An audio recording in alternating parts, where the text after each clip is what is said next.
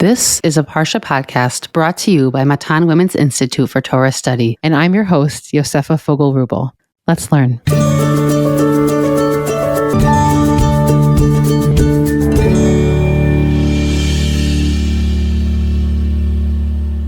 Welcome back to our Breishit series, These Are Our Heroes, where we're exploring with our guests a central figure from each Parsha, asking them what's meaningful, inspiring, powerful, challenging, and thought-provoking about their behaviors. Today's episode has been sponsored in loving memory of Daniel Shalom ben Rafael Yaakov on his second yahrzeit this coming Shabbat, Parshat Vayeshev, by his family. For those of you who love listening weekly, sponsoring an episode is a wonderful way to show your gratitude for the high-level content we try and put out each week. For more information, contact me at podcast@matan.org.il or the Matan office.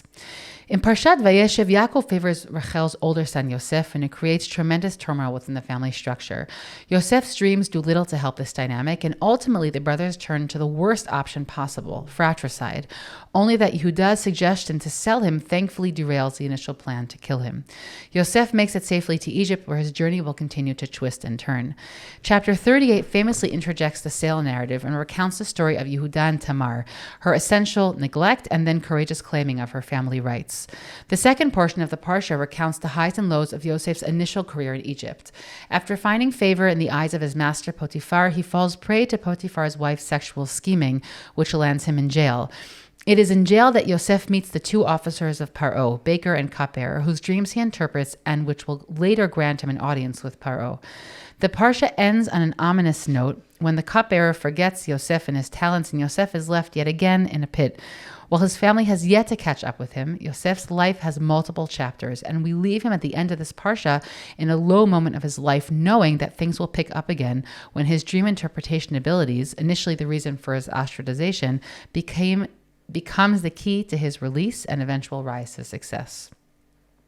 My partner in conversation today is Dr. Tanya White, an international lecturer, writer, and educator with a focus on Tanakh and contemporary Jewish thought. She is a senior lecturer at Matan and a lecturer at the philosophy department at Bar-Ilan University. A collection of her articles, blogs, and published materials can be viewed on her blog page, www.tanyawhite.org. And today we will also hear about an upcoming podcast series that she's been pioneering over the past year. Tanya, it is a pleasure to have you back on the podcast. It's great to be here. And I didn't write in your bio that you're my friend, but I also have to write that. That should go in there. It should go in there. And it's great to be here in the new podcast room at Matan. Yeah, all of our past conversations were never videoed, so now people can see in front of their eyes how much we love each other. Exactly. And if they listen to the conversation we had beforehand, it might even be before the recording. Exactly. It's wonderful to be here. Yeah, we're going to talk today about your namesake, Yosef. Exactly. Yosefa. Yes, my namesake. Maybe one year we'll do a psychological analysis of Yosefa and Yosef. So why have you picked Yosef as your hero for this conversation? Obviously, he's one of the main characters in the Parsha, but what about him, or what about him makes him a hero in your eyes? So I love Yosef, actually. He's one of my favorite characters, Yaakov as well, to be fair. But Yosef, there's something about him that I find non-conventional. Meaning, if we think about a hero, and I just kind of drew from the American Heritage Dictionary a definition of a hero, which is a man of divine ancestry, often endowed with great courage and strength, celebrated for his bold exploits, favored by the gods. And then it talks about people with feats of courage and nobility and special achievements and all of these things. And in my mind, there's a very important facet to many definitions that go to the place of a hero. And that is that there's a sense that the hero is something fully formed. Okay, so like if you look even at Hollywood, superheroes in Hollywood, they're often people that by birth, they've been given this superpower. Superman, Spider-Man, whoever it is, right? Something about Yosef, to me, represents the Jewish model of heroism, which is that Yosef is a very ordinary person. In fact, if you look at the beginning of his life, which we'll talk about in a minute, he actually displays kind of personality traits that are not particularly favorable and perhaps slightly immature. We're gonna, maybe we'll just even draw it in now. For example, like at the beginning, I'm just like looking.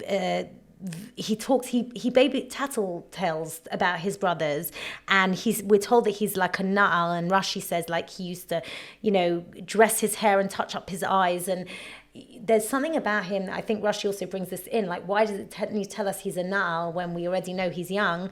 Because there's something immature about him. There's something that is very much focused on the eye. Like when you look at yourself in a mirror, there's kind of, you're looking only at yourself. It's a very kind of someone very focused on themselves, almost narcissistic, I guess, to a degree. For me, a hero is someone that goes through a trajectory in their lives. I'm going to draw in actually something that Rabbi Sachs, I just taught this morning, Rabbi Sachs's book, Morality. He begins the book by saying morality is not a given but achieved. Okay, he talks about the idea of morality in society is a moral achievement. Okay, a good society is a moral achievement. And I think that idea of an achievement is such an important word. Like very often when we think about morality or we think about heroes, we think about something that's given, something that is predetermined almost before it comes to bear. Okay, if we think about morality generally, Kant and all the Enlightenment philosophers, they believe that there was this a priori, this morality that exists, and we have to tap into it. And Aristotle spoke about the idea of virtue ethics, which is actually, if we look at the human being, morality is something achieved. It's something over a long process. And I think the same with heroism in Judaism.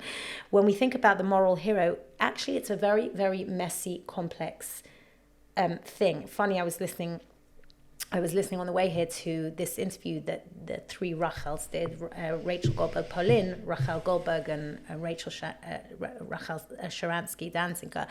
And Rachel Goldberg, said in there, she said, like, if you come to a kitchen before Shabbat, it's a massive mess. Okay, there's flour and everything's a huge mess.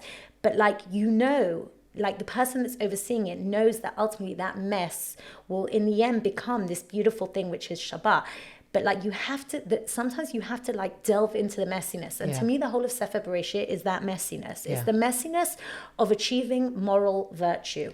And that's for me heroism. That's for me why Yosef's the hero, because he doesn't begin perfect. And he actually doesn't end perfect. But there's like a moral development that's achieved throughout his life. So you mentioned Rachel Sharansky, and I just want to remind our listeners that she was our guest for Parshat Breishit. If somebody missed that because of the Chagim, I really recommend going back to listen to that episode where she spoke about humanity as the hero of Parshat Breishit. And she brought there the famous writings of Joseph Campbell and about the hero's journey, right? It's exactly that point of that there has to be some sort of going out, of meeting a challenge, overcoming that challenge.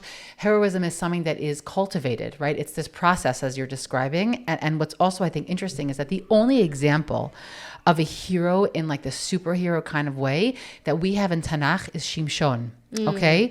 The figure of Shimshon is grotesque in certain ways, meaning because we aren't sure what kind of process he goes through. He's given the strength. It clearly has a flip side of a weakness for women, and we don't know what to do with him. And part of it is because I think we're used to these figures that we have, that we know they're not perfect, but they're on a trajectory towards some sort of relationship with God, of developing this morality. And that's the kind of work that we're used to. I think Yosef, we'll talk about it as the conversation continues, but he's also unique because he's not on a trajectory in Breishit like the others who have a message from God. He's going to be on his own trajectory. So that to me is one of the big pieces. For me personally, is that Yosef, more than Yaakov, which is why for me Yosef is really like the person I look to. God does not speak. Hashem does not speak to Yosef once. And sometimes when I like tell people, when I'm teaching, I taught Sefer Breishit for 2 years at Matan, and we spent like an inordinate amount of time. I think we spent an entire year on the Yosef narratives. And like at the beginning I said to them, you know that God never speaks to Yosef. And a lot of people are like, no, it's not true. He does. He speaks to him. No. Yosef has dreams, or Yosef interprets dreams, but God never directly speaks to him. And to me, that is also part of the piece, a major piece in the puzzle in unpacking what a hero is. Because to me, it's like, sometimes we think of a hero and we think of someone who has a very clear notion of what their mission is, like very clear. Yosef does not have clarity, not one point in his life. Only right at the end when the brothers come and he understands that everything is being pulled together. And he turns, but even then he's interpreting his reality. Even then he turns around to the brothers and says, you know, it wasn't you that did this to me, but God. And he was able to like put all the pieces of the puzzle together and see it in a certain perspective, which by the way, not everyone would be able to do that. But that's something he's achieved on his own. And I want to just add to that even in Pirkei Avot, right? Ezeu Gibor HaKoveshet Yetzro, meaning even in Pirkei Avot, how do they understand a hero? A hero is someone who has gone through like a virtuous path, someone who is perfecting their virtues, not someone who's on the military battlefield. But I do think we need to talk about that, because I think today, and certainly in the last year, when we talk about heroes here in Israel, we are talking about people on the battlefields very often. Not just, obviously, we're talking about a lot of these amazing, incredible women who are at the forefront of, fighting the battle. And we're talking about people on the university campuses in America who are fighting the battles. So obviously, we're not primarily just talking about the heroes and the soldiers. It's another area of Mesirut Nefesh that wasn't at our disposal until the state of Israel was close to being established or established. So we reopened, once we have that sovereignty, we reopen up another area in which Mesirut Nefesh, or this kind of heroism, we're now interchanging terms, can express itself. I just say, well, interestingly, because it's not so long ago still in these Parshiot, is that the paradigm of Mesirut Nefesh with a life was always classically the story of Akedat Yitzchak. Yeah. Meaning that was the philosophical paradigm. And then what we learn from that story is that God doesn't actually want that kind of thing. Yeah. And so the modern version of that kind of Mesirut or a heroism is through actually on the battlefield. But of course, heroism means all these kinds of different internal journeys that people go to then also impact the world around them. It's just that we've added an area. I agree. And I want to just say one thing, which I think is really, really important. Here in Israel, when we talk about hero, if you actually look at the way people speak about heroes that died in battle, the emphasis that will be placed is not on their great acts that they did on the battlefield. Like, obviously, if they were an amazing, whatever, Mempe or Katzin or whatever it happens to be, like, clearly that. But really, the heroes are the ones who you listen on the radio, they're telling you stories about what these people did in their lives, what the small acts of kindness, the incredible impact they had on people, how they were leaders for their soldiers, how it's not just the strength, like that's not, it's the strength of character that the person was. And even the song, like, which has become like kind of, I think the mantra, the anthem, right, of the heroes is Hatikva Shesh Giborei Al, which is basically superheroes. It's a song by an Israeli pop group called Superheroes, Giborei Al. And the words of the song, and I really recommend every listener who hasn't heard it, go and put it onto YouTube and find the English translation. The incredible song teaches us that, they said that the person who is I can't remember all the words, like, so basically every the teacher, order, the guy who owns the store, the singer, they drop everything and they go. The singer is the tank driver and the thing, and because we're an army, a civilian army, meaning every single person has a normal, ordinary life. And when they come to be in the army, they become extraordinary. There's extraordinary strength that's given to them. But I think it's even that song goes to the point of a hero is someone who is ordinary and finds themselves doing extraordinary things. And I think that to me is why Yosef, I'm really drawn to Yosef. There's something about the messiness of his life, but there's something about the clarity of his vision that is a trajectory. It doesn't happen overnight. It's something that is very slowly kind of builds itself up. And that's what I would love. I want to talk about that process today. One other piece, speaking to this idea that it's not someone born with certain powers or capabilities, but they're cultivated, is this piece that we've come up against so many times as we've been discussing the book of Breishit, is the fact that it doesn't happen people who are young. It takes time. Moshe Rabbeinu won't become anything of what he is until he's 80. Meaning people have whole lives, as you said, they have a whole lives where they're cycling through them and they're working hard. And this is all process oriented. And I agree with you that with Yosef, the unique thing about Yosef is that we're able to watch the process happen in a way that we don't get that vision into it with the other stories. I'm sure that they're true, but we just have less of a direct window into the emotional realities of the other figures. But I think just that truth of life keeps repeating itself so often. To me, it's very empowering because I feel like we live in a world where there's a lot of emphasis on like getting it done early, selling your first startup at the age of 27. And I'm just like, I don't know. I'm still trying to figure out like a whole bunch of basic truths that are going to invigorate and be my compass for the next period of my life. If it's okay with you, I want to talk about two things that I think central characteristics that we see in Yosef develop. And to me, that's the basis of this moral formation, what we might call the hero. One is the idea of the sensitivity to another, which I'm going to talk about in a minute, because at the beginning he has zero sensitivity to his brothers, like mamash, like there's such a distinct lack of self-awareness. It's almost embarrassing. Okay, so that's like, and then we see it develop as he goes on and on. That at the end, the reason why he becomes the dream interpreter is precisely because he listens really carefully to what they're saying. So that's one idea. Yeah. I know you want to say something. No, yeah. And the second is this idea of a call that transcends the self. Now, to me, by the way, that's why today the soldiers are moral heroes. That's why today in Israel we have the Giborei Al, and we have all of these unbelievable women and the families of the Chatufim. And I look around me and I am blown away. On the one hand, it's a despairing situation, and all of us wake up every morning and we feel sick that we're coming into another day where there's still 101 hostages.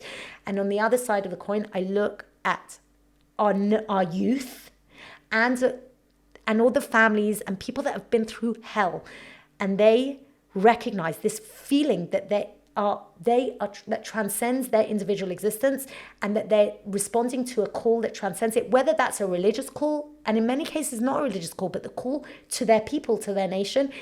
It's like astounds me, and that's what keeps me going, like genuinely. Like even like I look at my daughter and her friends, just normal random kids who 2 years ago were on TikTok and Instagram, and I'm not joking, she always laughs at me when I say it. She's like, Emma, no, like whatever, but like genuinely, I'm not just saying it. Like I was speaking to her friend the other day and I said, I genuinely look at you as heroes. Like they are responding to this, and they feel it. They feel like they are responding to this call.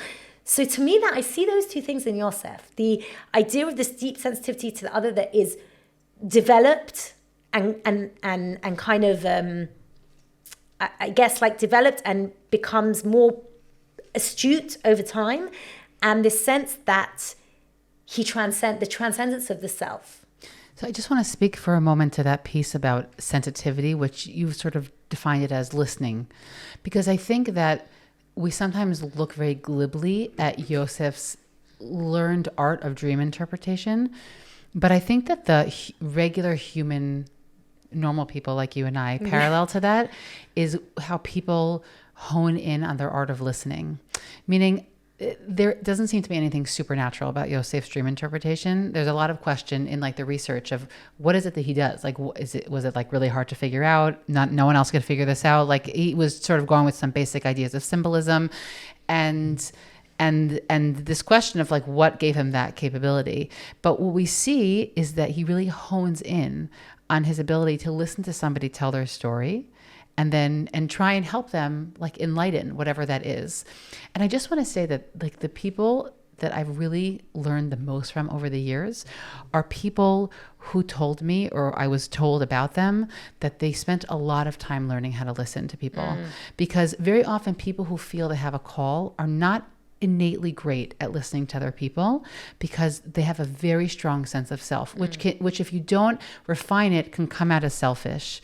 But over time, you realize that you can only do those great things that you want to do in this world if you can read the situation around you. Because if you're not gonna grab the wave at the right time, if you're not gonna be able to touch the pulse of the world around you, then you're not gonna be successful in all those things you want to do. And I know that we're gonna talk about him, and you love him more than I do, but I just wanted to say also that with Rabbi Sachs, for the record, that's something that like often has been brought up in conversations about him, how he really worked hard on learning how to listen. And I just want to say one other piece, I'm going to share something personally here, which I don't often do in this time of the podcast, but one of the things that I love the most about podcasting is that it took a trajectory I already was on of this. And I have like a teacher in my life who's the person and she knows, she's a friend, someone who like I learned from her what it means to actively listen to people. And to me, I love podcasts because it's utilizing that, meaning I have to listen genuinely to what the person sitting here is saying, or this won't be an engaging conversation. And I love that about there's podcasting that are interviews, and there's podcasts that are conversations, which are sort of what we try and do here. And it's exactly that piece. It's to really try and listen deeply to what someone's saying and to reflect it and try and push it further. And I feel that like in so many people who they also rose to greatness and they're also really wonderful humans, that was their key. To balance their strong sense of mission with a real ability, a keen ability to listen to other people and to understand the world around them. So I think it goes hand in hand. I think someone who has a mission but doesn't listen to others will not really fulfill the mission, because they will literally exist within the echo chambers of their own illusions of grandeur. Yeah.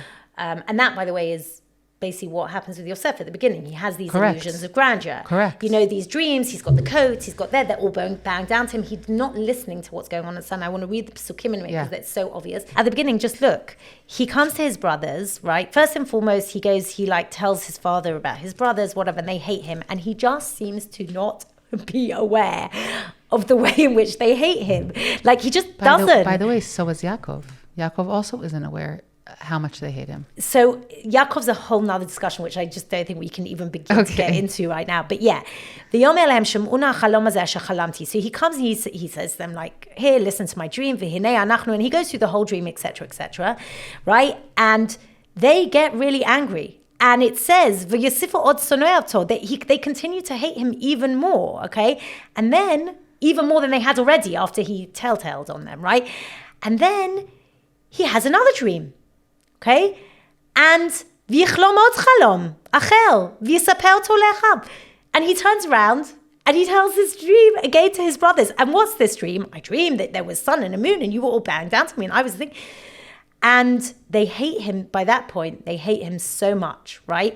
That they are jealous of him. Now it turns even into jealousy and hatred, and they can't look at him anymore. And my question is, just why didn't you stop with the first dream? Mm-hmm. Like, hello, be a little bit aware about your surroundings, have a little bit of self-awareness.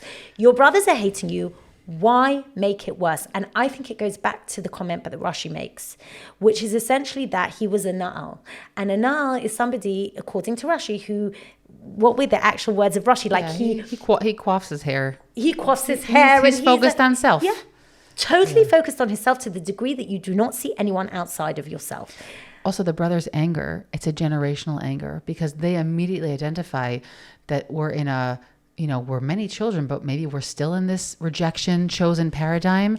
And so their anger and jealousy, because they don't need to be, they're jealous because their father has this favoritism, but they also realize that they may be on the fast path out of the rejected. So like they're responding, very often we can be in that scenario where we're having a disagreement with a loved one and we respond a certain way, and it's a little bit extreme for the situation, but we're really responding to like a whole litany of situations, right? Enter there most marriages. Okay. And so here we have this between siblings. It also happens with siblings, meaning they're annoyed of the 50 times you took my hairbrush the past, maybe a real example. You took my hairbrush the past year. It's not just this morning. Because if it was just this isolated incident, I would be okay. If it's just hairbrushes. Right, exactly. Maybe Wait till it'll be a car. It'll be a car. Exactly. So their anger is sort of like epic anger. Yeah. And it's like anger that's related to one another. But I think it's also, to me, it's also about this fact of what I said to you before, that there's this not being able to, there's no sensitivity. There's like a zero lack of sensitivity. But then what happens is, and here I want to just take it, that there's a whole element, another element I want to talk about, which is coming out of yourself. And actually, maybe we'll talk about it. The next stage is when he goes into the bottom of the pit. And again, I think go back to David Brooks, is this first and second mountain, like this imagery of him going low. It's not by chance that imagery is there. Yeah. It's like sometimes you actually need to be thrown into the valley to just recognize you're at that top of the mountain, the illusions of grandeur, everything is fantastic. David Brooks talks about the first and the second mountain as big.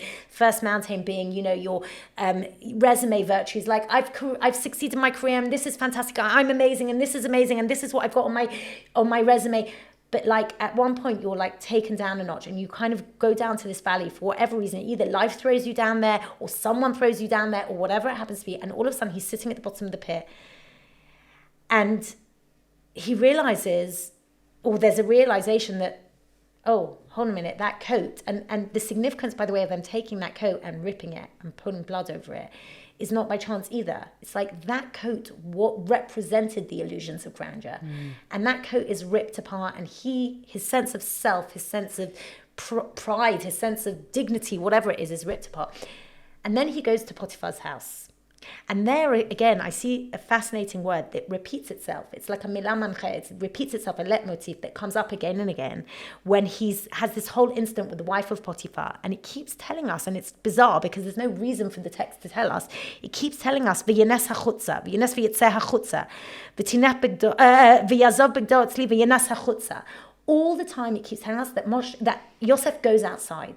And I just don't think it's by chance that I think it's repeated 5 or 6 different times in like 6 verses.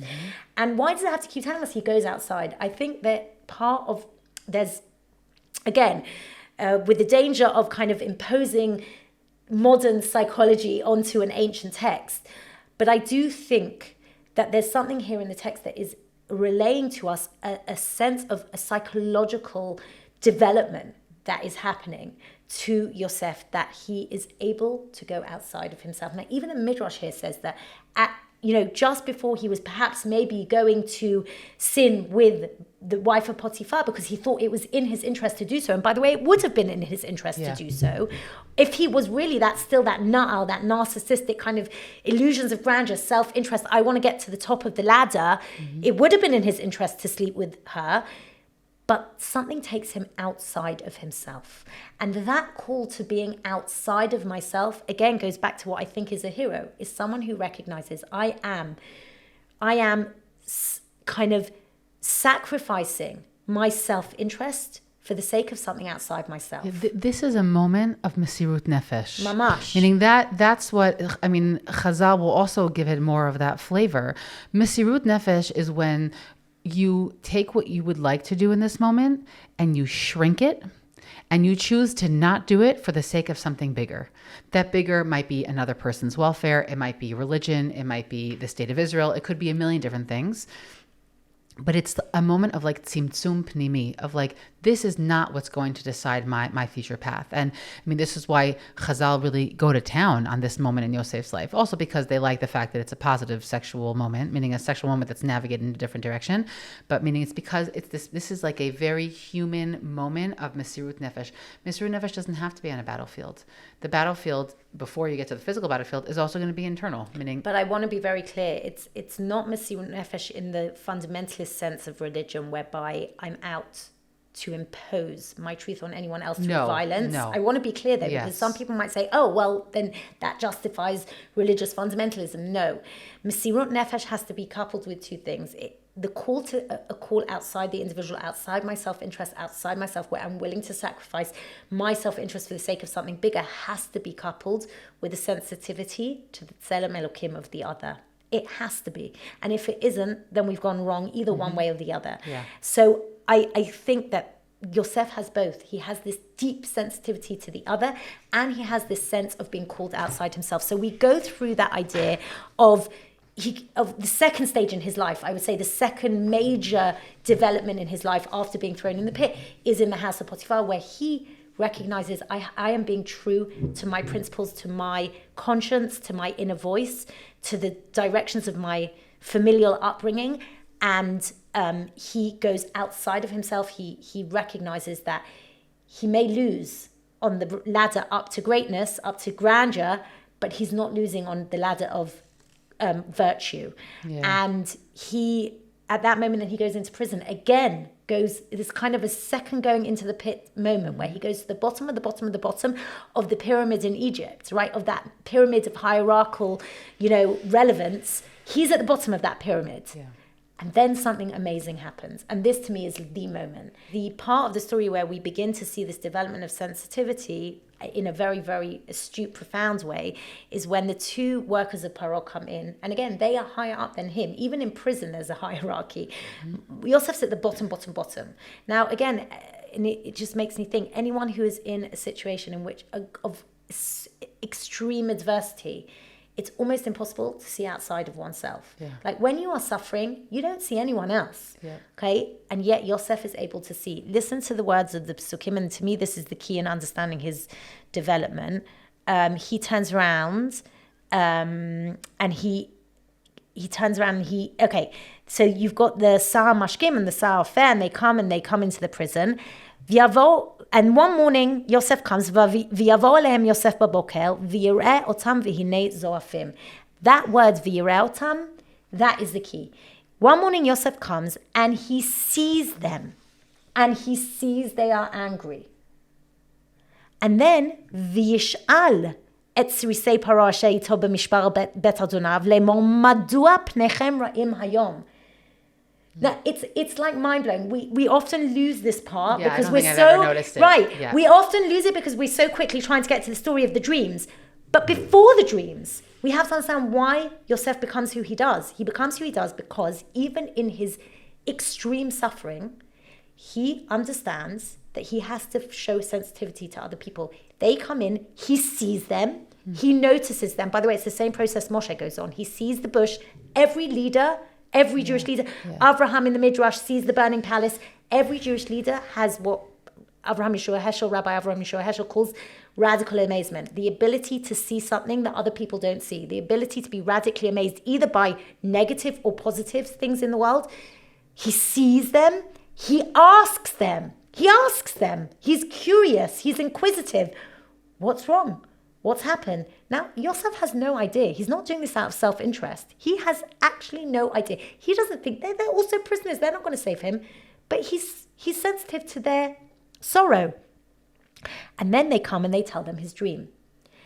Now, we don't have time to get into it. But if you look at the dreams and the way he interprets it, it's absolutely clear that Yosef, even though he says, God's given me the answer, God gave me the answer, Yosef is listening to him. He's understanding. If you listen to the dream of the butler is a dream in which, let's just go for a second. The dream of the baker is the dream that the basket is on his head and the bird is coming and eating from the basket. In that dream, the baker is totally passive. He's not doing anything. In the dream of the butler is pouring. He takes the grapes. He's part of the process. He takes the grapes. He crushes them. He puts them, the thing into the glass. He brings the glass to Paro.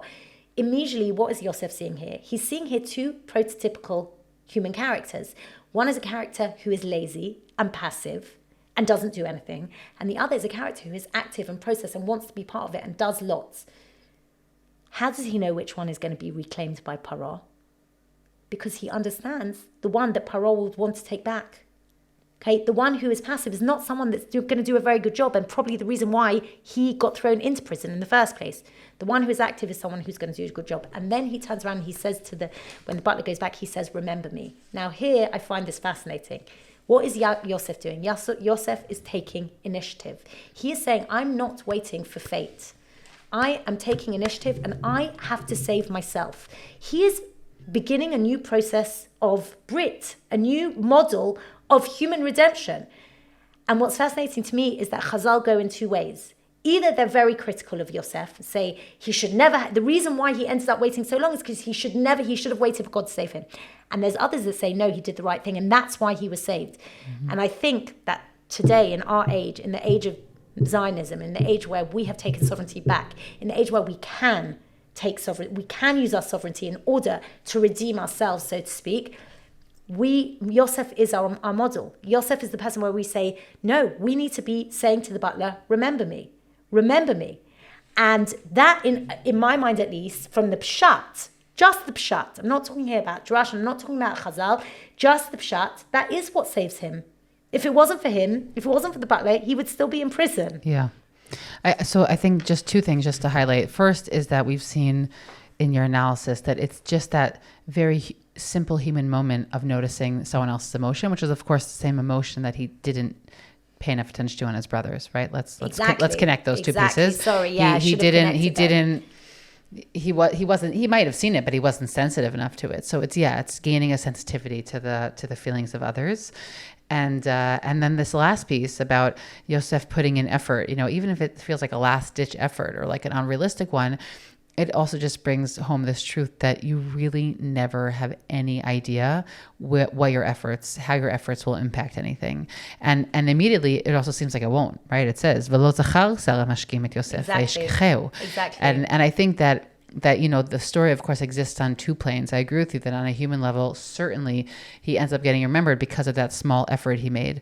But I think that the psukim also, connecting to this idea of the parallels between Yosef and Esther, that there is sort of these small hints of that, well, if we had just left it to a human level, it probably wouldn't have worked out because he didn't really understand. He didn't really remember him. But because maybe there's a hint to God being involved in the back, in the behind the scenes. So at the right moment, the pieces came together. But that's exactly the model that the Torah is, and that is the model of human agency and divine providence work hand in hand. Yeah. You need both. And this piece of human agency is so important. The other thing I just want to add to that, which I totally forgot, it's not just Yosef that looks at the brothers that way, it's also the brothers that look at Yosef. If you remember when Yosef comes down, they say, the pasuk says, V'yira tom mirachok, they see him from afar, and then they decide they're going to kill him, and they say, each man elechav hinei bal hachalamot halazeba, like this dream is coming. They objectify him. They see him from afar. Only when we see someone from afar, when we don't see someone as a subject, but we see someone as an object, then we can kill them. Yeah. Okay, and that to me it's as much as Yosef is doing it to the brothers are doing it to Yosef. Mm-hmm. And that's why in the end, it's for your later podcast, but in the end, that's why Yosef has to be disguised in order for the brothers to finally redeem themselves, so to speak, before they even recognize who Yosef really is, because they didn't recognize him to begin with. But I want to just go back to the model of the covenant, because the way that I see it is it's not just that Yosef teaches him teaches us and himself that new model of relationship with God, whereby I see God. God is not apparent to me. God is not revealing himself to me, but I find him and I note him and I tell others about him in every element, every aspect of my life, which is what Yosef does. When he interprets the dreams for the butler and baker, he says, God has given it. When he interprets the dreams for Paro, he's saying, it's not me, it's God. When the brothers come down to Egypt, he says, this wasn't us, this wasn't you, I forgive you because it was God. God features in every element of his existence, even though Yosef is the protagonist of his own destiny. Yeah. Okay, that's the new model of covenant. But what I think is mind-blowing in a way is that Yosef teaches that to Paro and to that culture. I think Zvi Grummet in his book on Breishit talks about this idea, but I want to just develop it slightly a bit more, because the way that I see it, if you look at all of the dreams, there's three ways of looking at the dreams. When the brothers have the dreams, generally speaking, we often take the Freudian conception that dreams are our subconscious, right? Dreams are something that we've kind of experienced, and it comes out in a dream through our subconscious.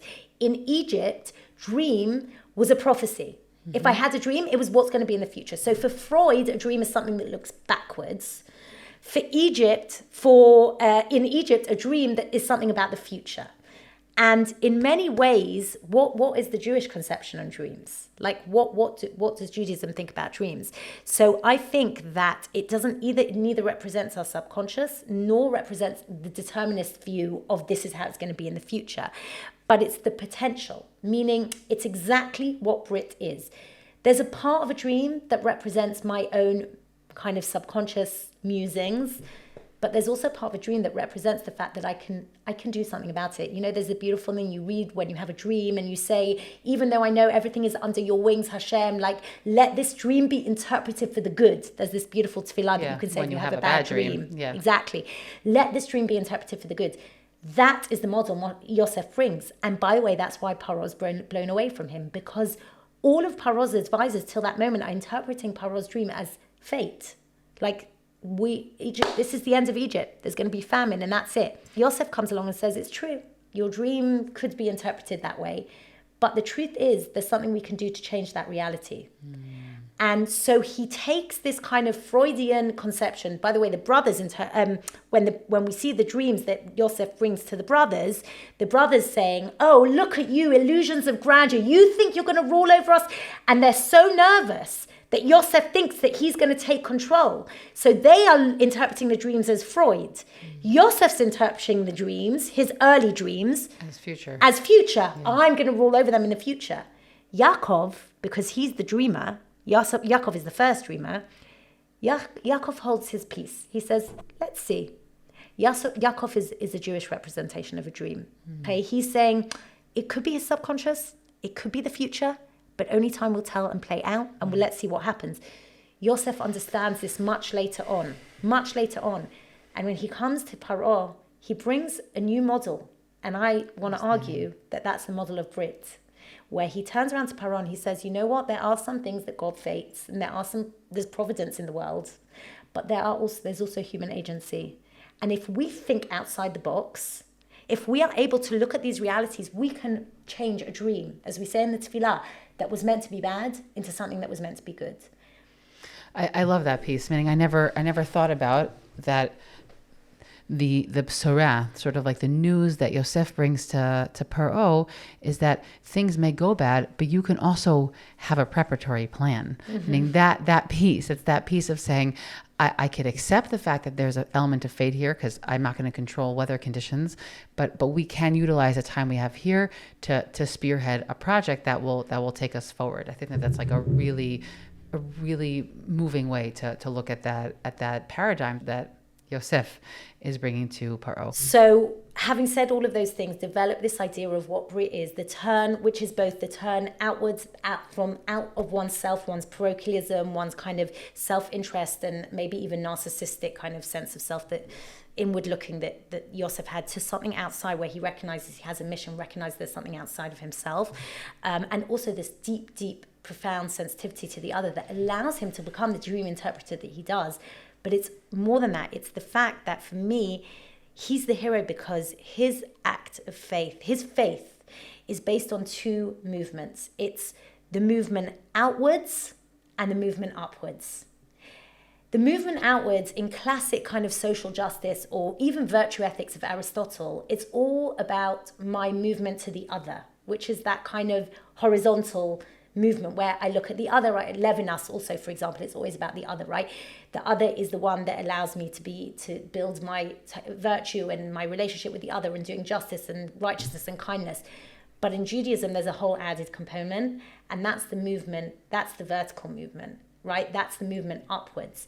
That's the movement when I say it's not just about my relationship with the other. It's not just about being a good person. It's also about transcendence and recognizing that the call to outside the self is not just a call to the other outside the self, it's a call to the ultimate other outside the self. It's a call to everything, the Torah and the mitzvah and the laws and the voice of God and everything that God commands us and brings to the world. It's to be able to see God in every part of my existence. And to me, I look at Yosef and he represents the person who has lived that trajectory on a personal level. And every single time, he does not give up his deep sensitivity to the other, his deep belief that there is providence and that God is helping him. But, and this is the key, he never ever becomes passive. He always takes agency. And that sense of knowing that God is waiting for me to take agency of my life, to formulate my own destiny, that gives you a sense of mission. That gives you a sense of purpose. And that allows you to overcome all the messiness and all the tragedy and all the despair, knowing that ultimately you're working with God to bring about the redemption. So to me, that's why Yosef's the hero. Wow. This reminder that Yosef ultimately is the model that is our model, because we're not of the patriarchs and matriarchs. Our lives are not being directly held or guided by a divine promise, which, as we saw in many of the episodes, doesn't make it a simple life. But meaning Yosef's life is our life in the sense that we both have to build a sense of what we'd like to do, what our purpose is. We have to sort of try and be somewhat in tune with what is going on inside and what we're capable of, but also be able to find a way to navigate that in our life, to hone in on those listening skills, to try and to understand that our life is going to be a development of this broader journey. And so I'm grateful for this portrait of Yosef, because I think it just deeply reminds us what it is that we're all striving for in all different forms and all different, dimensions, but that we're really going towards that.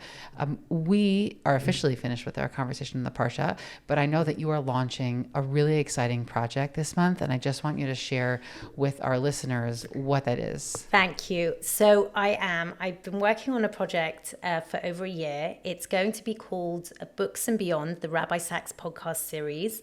So I say we're recording on Rabbi Sacks' Yortzeit, which we didn't say. We didn't say in the we episode. Are recording on Rabbi Sacks' Yortzeit, so it's very much him that I'm speaking about this podcast. You are the first podcast I'm speaking to on about it. It's going to be launched, God's willing. We're beginning the marketing campaign, hopefully in the next few weeks. You'll probably see it, especially if you follow Rabbi Sacks. And if you don't, I really advise you to follow the Rabbi Sacks Legacy on Instagram, on Facebook, and you will see the project will be launched on that. It's going to be hopefully, God's willing, the end of December, we're launching it. It's a project that is combining, we are looking at 4 of Rabbi Sacks' books. Really, the aim of the project is really to expose people to Rabbi Sacks' wisdom through his books. 4 of his books, each book 2 episodes. The first episode is a conversation about the book, giving us background, context, understanding of the ideas. And the second episode is a beautiful episode where we are going to draw in major people from the world, the Jewish world, and even people in the non-Jewish world, in America, in England, in Israel. All of their voices in combination, talking to the question of how Rabbi Sacks' ideas intersect today with the conversations, the issues that we're grappling with, both from the Jewish perspective and the non-Jewish perspective in the kind of greater world. And I'm really excited about it. I've been doing lots of interviews, lots of editing, lots of producing, and it's going to be fantastic. So keep your eye out for it. And I'm very excited to come back onto your podcast once we've launched it and speak a little bit more about it. Amazing. Thank you, Yosefa.